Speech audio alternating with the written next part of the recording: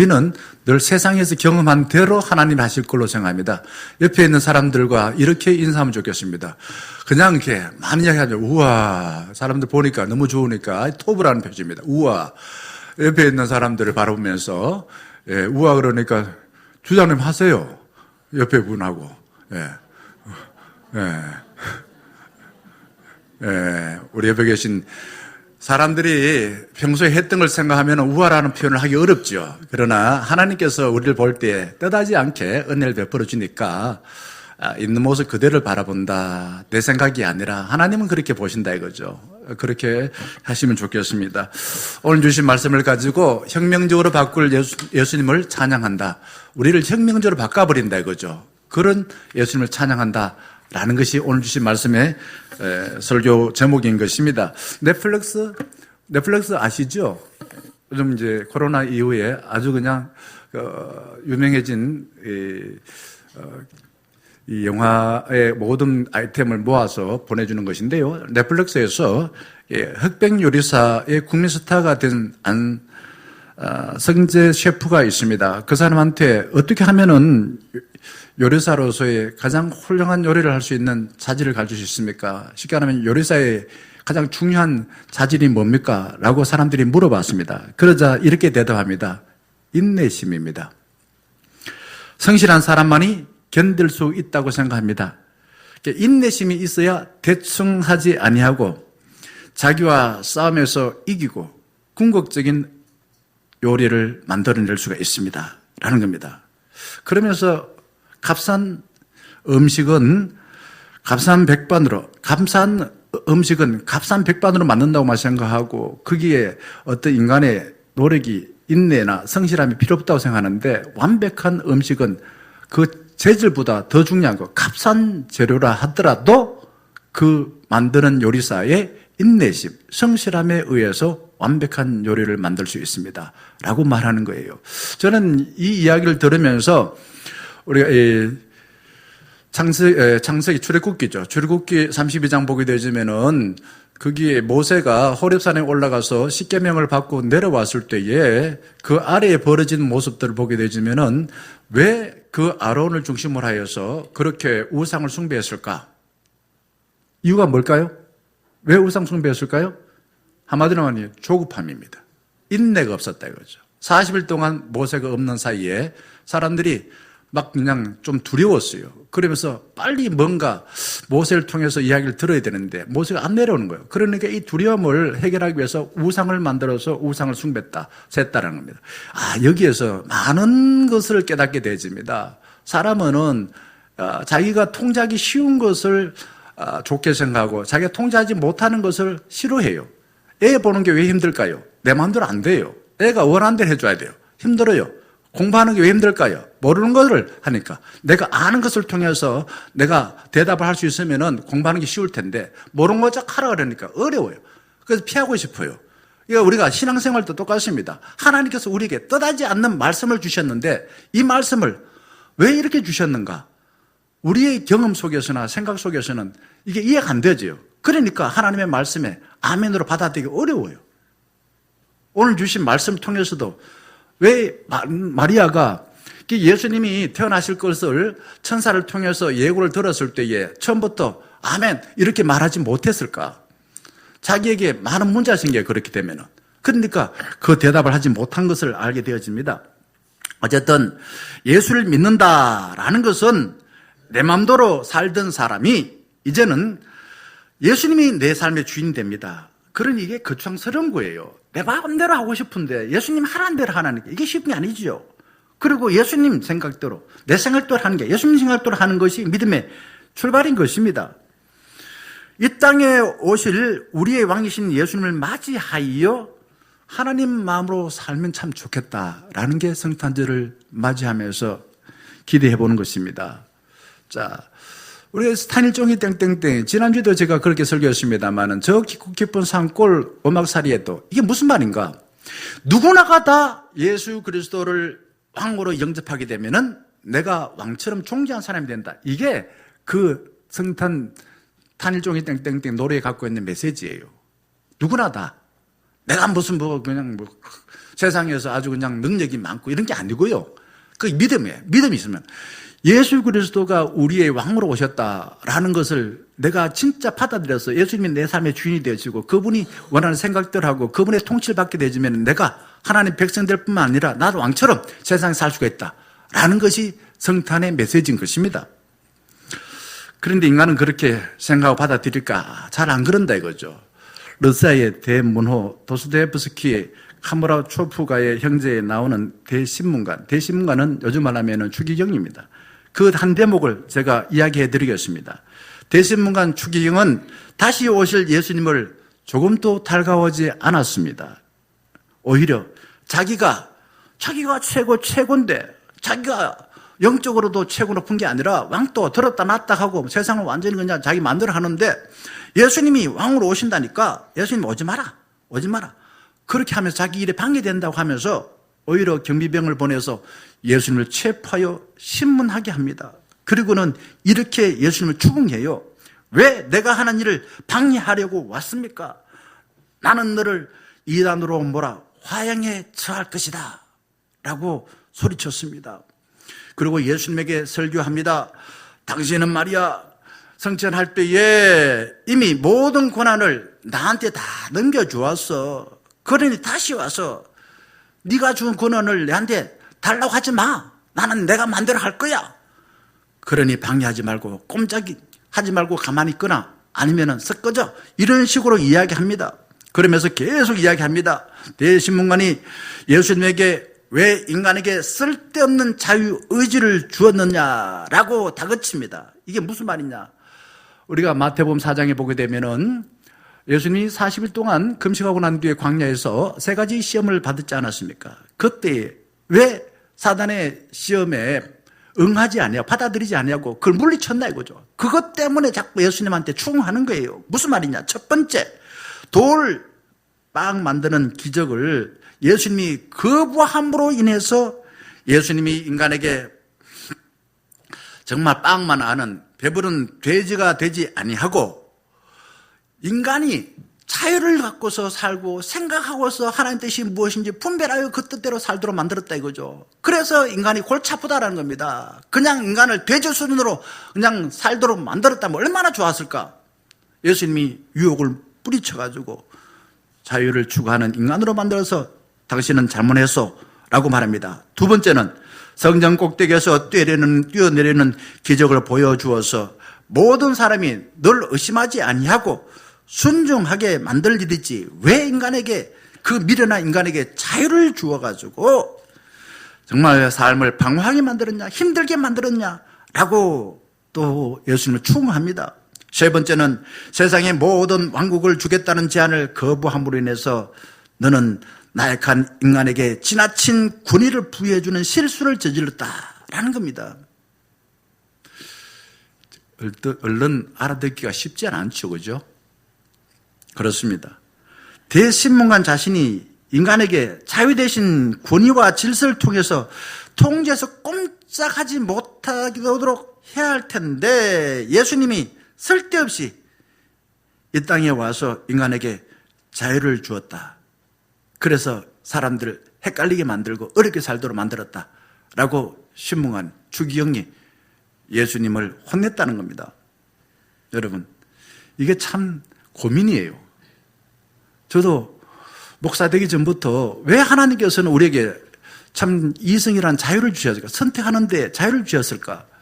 그냥 로봇처럼 시킨 대로 하도록 하는 그런 사람이 되도록 하거나 그냥 인간의 본능에 따라 살도록 하지 아니하고 인간에게 자유를 주셨을까? 이게 참 어렵더라고요. 이야기 어려워요. 그건 다름 아니라 우리 그만큼 사랑하시는 거예요. 어쨌든 대림절이라는 것은 예수님께서 저 하늘에서 여기 이 땅에 우리를 향해 뚜벅뚜벅 걸어오실 때에 우리가 받아들이면은 혁명적인 변화가 일어납니다. 그게 새 하늘과 새 땅이 도래하는 것입니다. 그런데 사람들은 성탄절을 어떻게 생각합니까? 성탄절에 선물 하나 받으면 끝이야. 그리고 옛날에 살았던 대로 살아가. 만약 선물 못 받으면 화가 나고 나는 쓸모없는 사람이다 생각하고 선물 안 준 사람한테 욕하고 뭐 이런 식이에요. 그런데 우리 믿음의 사람들은 그게 아니다 이거죠. 성탄절을 통해서 이 땅에 오실 예수 그리스도를 만나서 혁명적인 변화가 일어나는 거예요. 그러기 위해서 대림절이 있는 것입니다. 4주 동안 예수를 기다린다는 거예요. 기다리면서 뭐 하는가? 네 신발을 벗어라. 회개해라, 회개해라. 하나님 없이 살았던 삶을 회개해라. 그리고 예수님을 주인으로 영접하라. 그게 지난주에 말씀드린 것처럼 회개하라, 천국이 다가왔다 라는 메시지인 겁니다. 그러면은 이 땅에서도 예수님이 우리를 통치하실 때 천국이 된다 이거죠. 그리고 천국이 될 때에 우리에게 천국을 임하게 해주신 하나님을 찬양하게 된다는 겁니다. 누가복음 16장 16절의 말씀 보게 되면 이런 말씀이 나옵니다. 율법과 예언자는 요한의 때까지요, 이후부터는, 자, 이후부터라는 것은 예수님이 말씀을 전하시고 이 땅에 오신 그 이후부터는 하나님 나라의 복음이 전파되어 사람마다 그리고 침입하느니라. 무슨 말이냐? 하나님 나라가 사람들, 믿는 사람들의 마음에 들어간다 이거죠. 이게 예수님이 오셔서 하신 일들이다라는 겁니다. 예수 그리스도가 단순하게 믿는 사람들의 구세주만 아니라 인류 역사의 중심부의 역할을 하고 있다라는 것입니다. 이게 대단히 중요한 이야기예요. 하나님의 뜻이 우리에게 우리 삶의 역사 속에 혁명적으로 일어난 인류의 구원의 역사가 예수 탄생이다라는 것입니다. 이거를 마리아 창가, 오늘 읽었던 마리아 창가, 이걸 통해서 우리에게 말하고 있습니다. 마리아 창가 내용을 한번 보세요. 얼마나 이게요 혁명적입니까? 이런 일들이 예수가 오시면은 일어난다는 겁니다. 우리 마음에 일어나는 게 아니라 이 세상에서 일어난다는 겁니다. 자, 한 아기가 비천한 여인에게 태어난다라는 소식을 천사를 통해서, 가브리엘 천사를 통해서 들었습니다. 그때 마리아는 어떻게 생각했을까요? 아멘, 저에게 그런 일이 일어나더니 얼마나 좋습니까? 하나님 속히 그런 일을 일어나게 해주세요 라고 마리아가 기뻐하지 않았습니다. 하나님 안 됩니다. 내가 누굽니까? 나는 처녀입니다. 그런데 어찌 난 남자를 모르는 사람인데 내 몸에서 아이가 태어난단 말입니까? 만약에 그런 일이 일어나면은 나는 내 부모한테 나는 어떻게 해요? 완전히 그냥 쫓겨납니다. 그리고 내가 약혼한 남자를 통해서 나는 파혼당합니다. 그리고 나를 아는 동네 사람이나 친구들은 제가 그냥 마리아 제가 행실이 아주 더럽다고 그냥 다니면서 뒤에서 수원덕거리고 나는 그래서 이 땅에 살기 어렵습니다. 그러면서 겁을 하는 거예요. 하나님께서 천사를 통해서 마리아에게 예수 그리스도를 보내주신다고 하니, 이 세상을 혁명적으로 변화시켜준다 하시니, 이게 마리아가 자기 신상에 이렇게 엄청난 힘든 일이 있으니까 겁을 합니다. 그때에 가브리엘 천사는 마리아하고 신랑이를 버립니다. 신랑이를 버려요. 네 몸에 태어날 아이는 남자를 통해서 태어난 게 아니라 성령님을 통해서 태어난다. 그리고 그 예수는 단순하게 한 인간이 아니야. 인류를 구원할 자다 라고 이야기를 합니다. 그러자 누가복음 1장 38절에서 마리아가 이렇게 아멘으로 받아들입니다. 뭐라고 말합니까? 마리아가 천사한테 뭐라고 말할까요? 주의 여종이오니 말씀대로 내게 이루어지이다 라고 말했습니다. 이게 대단히 중요한 이야기예요. 나는 주의 여종이다 이거죠. 그 말을 하는 사람이 주인이고 나는 그의 종이다 이거죠. 그러니 주인님이 하는 말이 나에게 이루어지길 원합니다. 이게 아멘이에요. 그렇게 고백합니다. 이게 무슨 뜻입니까? 아까 말한 것처럼 내가 처녀로서 약혼한 자가 있는데 내가 아이를 갖게 되면은 내 인생 정말 망가집니다. 나는 고난이 시작됩니다. 라고 말하지 않았습니까? 그런데 정말 말씀을 깊이 묵상했습니다. 말씀을 인내하면서 도대체 이게 무슨 뜻이냐? 하나님께서 왜 나한테 이런 일을 일어나게 하신가? 그거를 인내하면서 성실하게 말씀을 붙들고 묵상하는 가운데에 자기가 고난당하고 자기가 부모한테 맞아 죽는다 하더라도 자기가 파혼당한다 하더라도 나를 통해서 하나님의 뜻이 이루어지면 좋겠습니다. 아멘으로 받아들인 거예요. 마리아는 인류 역사에 가져다 줄 하나님의 혁명을 기다리면서 기뻐하며 노래한 것이 오늘 봉독한 마리아 찬양인 것입니다. 그런데 세상 사람들은 그렇지 않아요. 특히 자기가 가진 것이 많은 사람, 자기 마음대로 할 수 있는 힘이 많은 사람, 이런 사람들은 예수님이 오시는 것을 좋아했을까요? 싫어했을까요? 좋아했을까요? 싫어했을까요? 싫어했어요. 헤롯이 어떻게 했습니까? 헤롯이 예수님 오신 거 그냥 뒀어요? 안 그렇잖아요. 예수님이 언제 태어났건가? 거기 동방에서 온 박사들한테 이야기합니다. 찾거든 나한테 꼭 이야기해주라. 나도 그분한테 가서 경배하려다 그런다. 거짓말합니다. 그리고 박사들이 이야기 안 해주니까 어떻게 합니까? 예수님이 태어난 시점을 기준으로 해서 2세 미만의 남자애들 다 죽이게 만듭니다. 살인을 저질러요. 왜 그럴까요?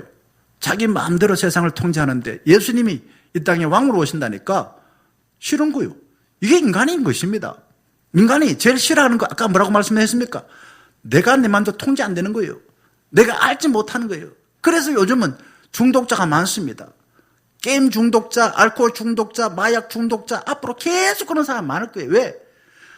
내가 이야기 어려움을 안 받아들이려고 그래요. 우리는 너무 편한 시대에 살아갑니다. 리모컨으로 모든 걸 해결합니다. 그러다 보니까 내가 통제하지 못하는 사람을 싫어해요. 거부합니다. 그러니 내가 자꾸만 편한 것만 계속 하다 보니 중독이 된 거예요.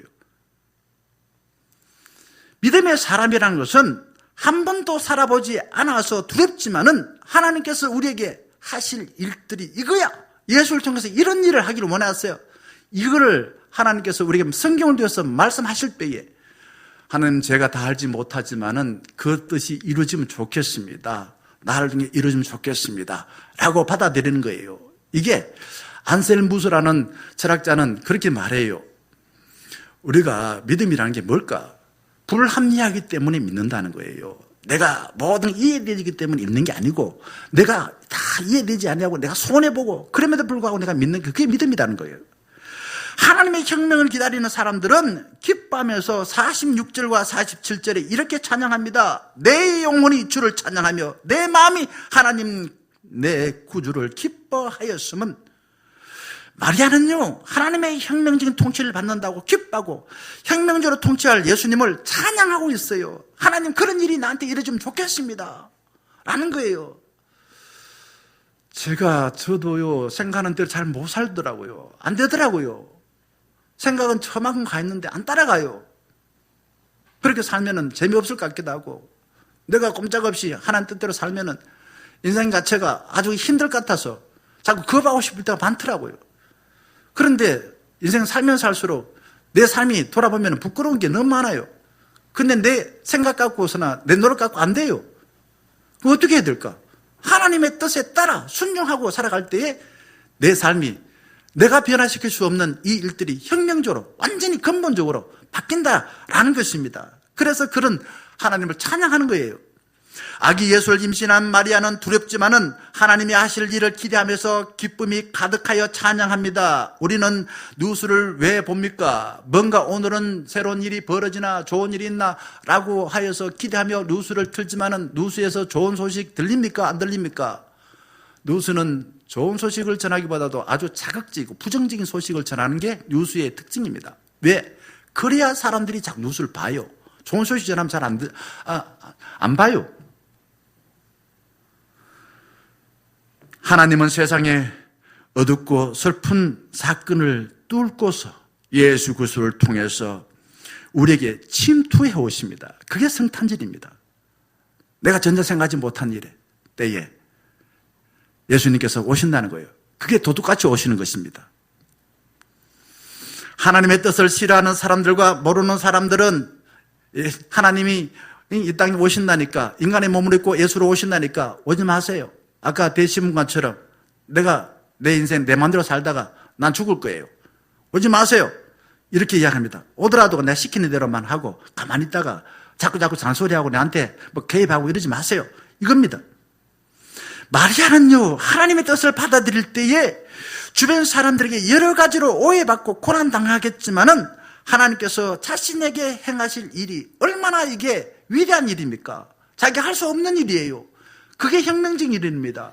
그 일이 너무 좋다는 걸 나중에 깨닫게 되는 겁니다. 그리고서는 주여 오시옵소서 저는 주의 종입니다. 주님이 말씀하신 것이 저의 아들을 통해서 이루어지면 좋겠습니다. 라고 주님을 영접하고 찬양한 것입니다. 얼마나 기뻤으면 48절에 이렇게 찬양할까요? 이 계집종의 비천함을 돌아보셨습니다. 비천함이라는 게 죄인이라는 표시입니다. 나는 잘 모릅니다. 나는 하나님 뜻에 거역한 자입니다. 비천한 자입니다. 그런데 나를 무시하지 않고 긍휼히 여겨서 나를 존귀하게 여겨서 돌아보셨다는 그런 겁니다. 보라! 이제후로는 만세의 나를 복이 있다 일컬음이로다. 그럽니다. 복이 있다 일컬음이로다. 가톨릭에서는 그래서 예수를 낳은 마리아를 하나님처럼 섬겨요. 왜? 이게 예수를 낳은 마리아가 복이 있다, 늘 복이 있다, 이 말씀 그대로 그냥 자기들이 믿는 거예요. 하나님은 권세 잡은 자로부터 버림받고 무시당한 자를 돌아보시고 예수 그리스도를 통해서 마음을 혁명적으로 바꿔주시고 직접 통치하기를 원하십니다. 이게 하나님 마음이에요. 하나님은 권세를 잡고 자기가 하나님 행세하던 자들을 내치십니다. 그리고 예수님을 왕으로 세우라 라고 당부하고 있습니다. 그게 51절에서 53절의 내용입니다. 한번 읽어볼까요? 이렇게 되어 있습니다. 그의 팔로 힘을 보이사, 그의 팔이 누굽니까? 예수의 팔입니다. 힘을 보이사 마음의 생각이 교만한 자를 어떻게 해요? 흩어버리시고 그 다음에 권세에 있는 자들을 그 위에 내리치셨으며 비천한 자를 높이시고 권세에 있는 자 낮춰버려요. 감옥에 집어넣어버리고 이런 겁니다. 비천한 자를 높여주시고 그리고 줄이는 자 좋은 것으로 배불리셨고 그 다음에 부자를 공수로 보내셨도다. 이게 예수님이 오셔서 우리가 일어나게 될 세상의 모습인 것입니다. 크리스마스가 뭐라고요? 단순하게 내가 원하는 선물 하나 받는 게 아니다고 했습니다. 우리 인간의 돈으로 살 수 없는 거예요. 인간의 힘으로 할 수 없는 것입니다.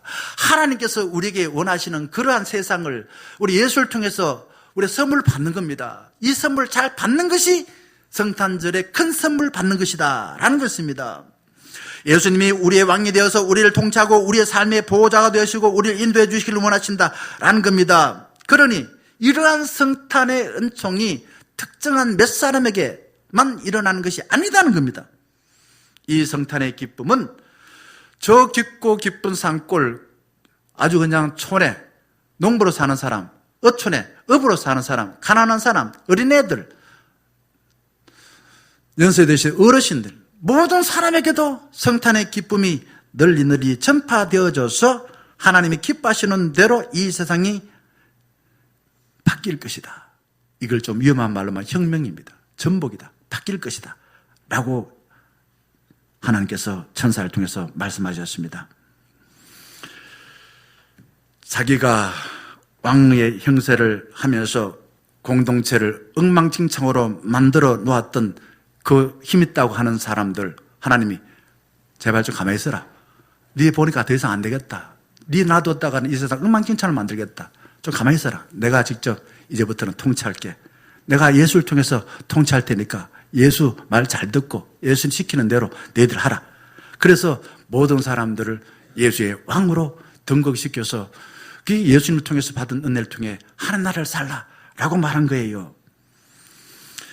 인간이 만들어 놓은 그 불의하고 부정의하고 그리고 탐욕이 그냥 온 세상에 그냥 흘러넘치는 그 세상을 하나님께서 뒤집어 버리십니다. 그리고 예수님을 통해서 하나님 마음이 우리에게 온전히 전달되기를 원하시는 것이 성탄절입니다.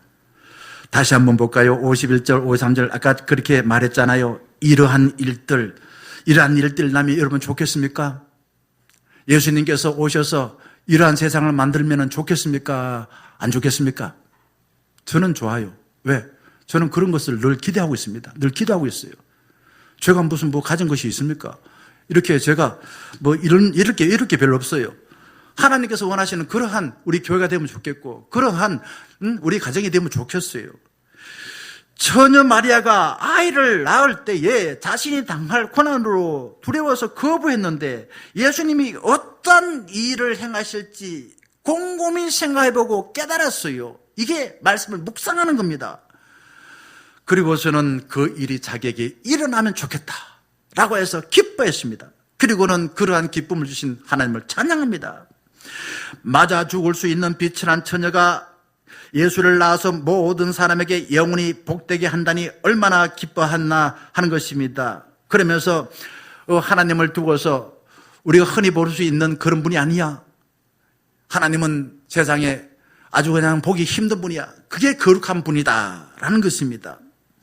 예수를 만난 사람들은요, 하나같이 혁명적으로 변화가 일어났습니다. 평생 혼자도 겨우 살던 자가 주님의 뜻에 헌신하여 무생명을 살리는 삶으로 바뀌었습니다. 그냥 생존을 위해서 살던 사람이 예수를 만나가지고는 많은 사람을 살리는 사람으로 변화되어졌다라는 겁니다. 그게 복음수에 예수를 만난 사람들의 모습인 것입니다. 제가 이야기 다 하려고 하면 이거요, 하루 종일 해도 다 못합니다. 예수를 만나서 변화된 사람들, 혁명이 변한 사람이 얼마나 많은지, 어떻게 변화되는지 잠깐 제가 한번 이야기해 드리자면은, 몸이 아파가지고 맨날 아프다 그러고 다른 사람한테 도와달라고 짜증냈던 사람이 예수를 만나가지고는 하나님이 살아계신다 라는 것을 사람들이 전도하는 사람이 되었습니다. 귀신에 시달려가지고 늘 그냥 우왕좌왕하고 말입니다. 하늘과 땅으로 왔다 갔다 했던 사람들이 이제 귀신에서 해방되어서 하나님의 자녀로서 자유롭게 살아가면서 주님을 찬양합니다. 죄를 지었고 사람으로부터 손가락질 받는 것을 두려웠던 자들이 자기가 용서 받고 나니 이제 누구도 두려워하지 않고 당당하게 세상에 살 수가 있었습니다. 삭개오는 입만 열었다면 자기 호주머니 들어간 돈만 위해서 나는 사람들을 괴롭히는 사람을 살았습니다. 그런 예수를 만나고 난 뒤에 변화가 일어났습니다. 그가 가진 재산을 주를 위해서 내놓겠습니다. 반을 내놓겠습니다. 그리고 부정한 방법으로 내가 모은 재산은 돈은 4배로 갚겠습니다. 배상하겠습니다. 라고 하며 변화가 일어났습니다. 또 가룟 유다는 어땠습니까? 가룟 유다도 변화가 일어났어요. 가룟 유다. 또 바울은 어땠습니까? 변화가 일어났어요. 예수를 잡아가다서 자기의 공명심을 높이려던 그 바울이 예수를 만나고 난 뒤에 자기하고 아무 관계없는 사람에게 복음을 전하면서 자기가 맞아 죽기도 하고 때로는 감옥에 갇히기도 하고 오만 고생을 당하면서도 복음을 전하는 사람으로 바뀌게 되었습니다. 베드로는 어떻습니까? 똑같아요. 베드로도 정말 입으로는 고백을 그렇게 했는데 부활하시고 난 뒤에 예수를 통해서 고기하고 떡을 먹고 그러고 난 뒤에 내 좀 사랑해줘, 내 좀 사랑해요. 3번이나 네가 나를 사랑하느냐 그 이야기 듣고 난 뒤에 베드로가 변화가 일어났습니다. 그러고 난 뒤에 베드로는 이제 복음을 전하는 데에 온전히 헌신하여 십자가 거꾸로 못 박히는 삶을 살았다라는 겁니다. 어떤 사람은 평생 모은 돈, 또 자기 갖고 있는 소중한 의사의 직업, 그 모든 것을 다 복음을 위해서 전하는 사람으로 변화가 일어나게 되어졌습니다. 예수를 만나면 혁명적으로 변화가 일어나서 십자가를 지고 하나님 나라를 살게 되어집니다. 그리고 이렇게 나를 변화시켜 주시고 기쁨을 주신 하나님을 찬양하게 되어집니다. 예수를 만나면은 배가 고픈 사람이 배부른 사람이 되어졌고요. 비천한 자가 존중받는 사람이 되어졌다라는 겁니다. 성탄절을 맞이하여서 찰스 디킨스가 쓴 크리스마스 캐롤이라는 소설이 생각났습니다. 1840년대 그때 영국은 산업혁명이 일어나서 아주 가난했습니다. 감자가 그때 나온 거 이유가 그거예요. 이게 이제 구황식품이에요. 그때에 이 디킨스가 크리스마스 캐럴을 통해서 아주 수전노 스크루지를 통해서 이 스크루지 옛날에 안 그랬는데 돈 맛을 하고 났는데 사람이 바뀌었는데 이 사람이 바꾸기 위해서 어떻게 할 건가 궁리하다가 이 소설을 쓴 거예요. 자, 스크루지라는 것은요 비비비비 꼬여가지고 남들 가지고 있는 걸 막 훔치내고 자기 손에 쥐면은 절대로 안 놓고 자기 가진 것은 딱 움켜쥐고 살았던 그런 사람이다라는 겁니다. 근데 이 사람은 자기가 사업을 했는데 성탄절이 되어도 얼마나 춥습니까? 사무실에 온도 1도 높이지 않았습니다. 그런데 하루는 자기와 함께 일했던 말라라는 그 사람이 죽어서 그 몸에 돈하고 회계장부를 칭칭 감고 유령으로 나타났습니다. 세 유령이 나타났는데 첫 번째 유령은 과거의 유령이고 두 번째 유령은 현재의 유령이고 세 번째 유령은 미래의 유령입니다. 자, 첫 번째 유령, 과거의 유령이 이 스크루지를 데리고서 런던 시내를 돌아다녔습니다. 돌아다녔는데 어릴 적에 생각나. 어릴 적에 서프리즈는 돈 맛을 몰라가지고 아주 천진난만하게 그냥 추억을 삼켜서 좋은 일도 많이 착한 일도 많이 하고 그랬었어요. 기분이 좋았습니다. 근데 이번에는 자 현재 서크루지의 모습으로 한 유령이 이 서크루지를 데리고서 런던 시내를 돌아다녔습니다. 그런데 서크루지를 만난 사람들 중에서 서크루지에 대해서 좋게 이야기하는 사람 한 사람도 없었어요. 한 사람도. 자, 이번에 마지막으로는 자, 죽고 난 뒤에 일어날 미래 그 유령이 서크루지를 데리고서 어떻게 런던을 돌아다녔습니다. 그러자 이 사람들이요, 서크루지를 보고서 아주 욕을 하고 막 비난을 하고 막 발로 막 차고 막 그랬어요. 네가 살았을 때 나한테 어떻게 했나 막 이런 짓을 그 사람들이 하는 거예요. 자, 이 서크루지가 과거와 현재, 미래의 자기의 삶을 쭉 돌아보면서 충격을 받았어요. 충격받아서. 내가 왜 이렇게 살았지? 내가 왜 이렇게 되었지? 충격을 받고 그때부터 이 사람이 변화가 일어났습니다. 하나님, 내가 남은 삶, 이제는 과거의 서크루지가 아니라 이제는 하나님의 마음을 가지고 만나는 사람들에게 따뜻하게 대해야 되겠습니다. 누구를 만나더라도 웃으면서 사람을 대해야 되겠습니다. 그래서 그는요, 시내에 나가서 사람들 보기만 하면 그냥 손을 흔들면서 막 기뻐하면서 인사하고 막 활짝 웃어주면서 인생 힘들지? 내가 기도해 줄게. 그러면서 응원하면서 그렇게 살았던 것입니다. 서크루지가 충격을 받고서 그가 삶이 변화돼가지고 이후의 삶이 정말 하나님이 통치하시는 대로 선한 사람이 되었다라는 이야기인 것입니다. 사랑하는 충녀가족 여러분, 이 땅에 오신 예수님을 내 머리로는 다 알 수가 없어요. 하지만 나에게 하나님의 뜻이 온전히 이루어져서 내 삶이 이전과 완전히 다르게 혁명적으로 변화되면 좋겠다라는 뜻으로 아멘으로 받아들이시길 바라겠습니다. 그리고 모두가 크게 기뻐하시고 그 기쁨을 주시는 하나님을 찬양하시고 이후의 삶을 하나님의 마음을 가지고 잘 사시기를 주의 이름으로 간절히 축원합니다. 함께 찬양하겠습니다.